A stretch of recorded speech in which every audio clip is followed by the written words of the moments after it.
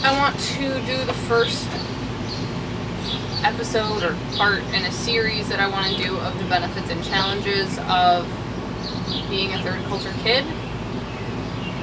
Part of the reason I want to do it this way is so I can give each benefit and challenge the amount of time it needs to talk about it, because a lot of these are kind of nuanced and have details in them. But also because a lot of them are paired. It's not like I'm going to split it up as in, oh, I do a benefits video and do a challenges video, because a lot of times these benefits and challenges are intertwined. And so that's how I've decided to do these videos and doing these videos with their pairs. So today I want to talk about the benefits and challenges of how being a third culture kid affects how you look at the world. And that's a big part of being a third culture kid, is it definitely changes and affects, and it's a different way of looking at the world than if you're not a third culture kid. Specifically, the benefit of understanding that there are multiple ways of looking at something. And when I talk about these benefits and challenges, or when I talk about being a third culture kid, definitely it's a generalization. This may or may not apply to every third culture kid, but it's been seen as a trend among third culture kids.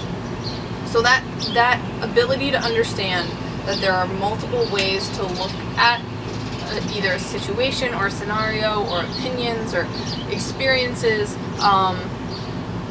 is definitely, in my opinion, a benefit. It's one of my favorite things about myself is my ability to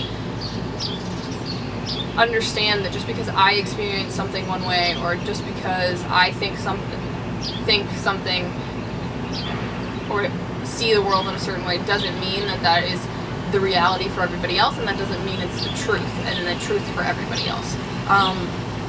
But the reason that this is a challenge is that if you go to, or if you live in a culture that has a kind of one particular way of looking at things, or it has just in general, it's pretty, the word that I was, when I was looking for a list, like in the, oh, how you know your third culture kid list, was that it said the challenge is with when you're in a homogenous culture.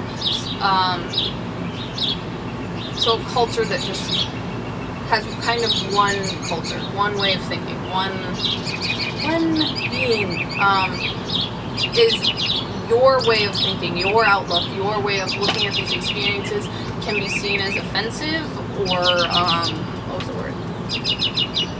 Or useless. That's the other word that really like hit me, and I was like, oh, yeah, I definitely felt that way. And this, for me personally, has been especially true moving back to my passport country or home country, depending on how you want to talk about it,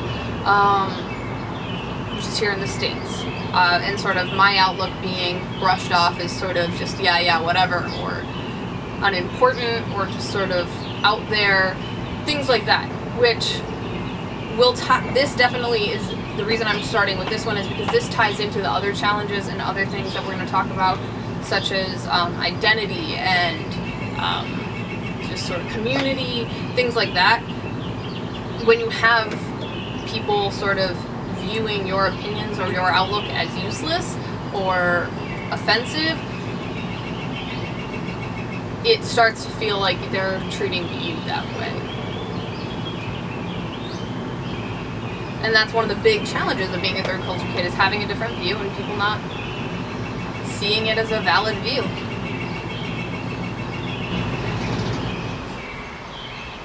I would love to hear some of your guys' experiences with specifically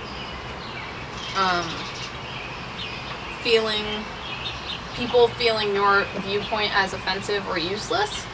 I would love to hear some stories about that, whether or not you're a third culture kid. If you've ever experienced that and you're not a third culture kid, I would love to talk about that too, and the situation surrounding that.